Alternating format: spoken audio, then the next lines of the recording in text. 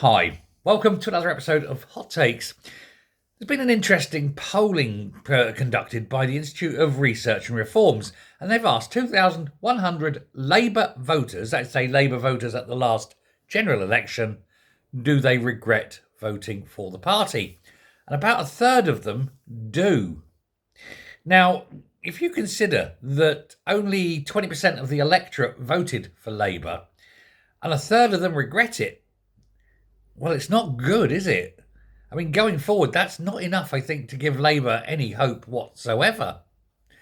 And of course, this is absolutely true. Now, bad as it is, they asked the same of Conservative voters if they rejected or regretted voting Conservative, and 14% said yes, half as much, of course, then as the Labour regrets, and 12% of Lib Dem voters regretted voting Lib Dem. A third, or just over a third, of what Labour, again.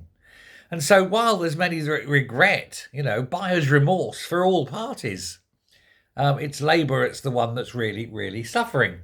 But it gets worse for them, because when asked what was the biggest reason, 62% of Labour voters said that they're blaming the cost of living problems, the rising prices, and so forth that Labour have incurred, in those 9-10 months now. Second, though, 62% said that, so 2/3 of them there, and 58% said it was immigration, 55% housing, and 52% healthcare.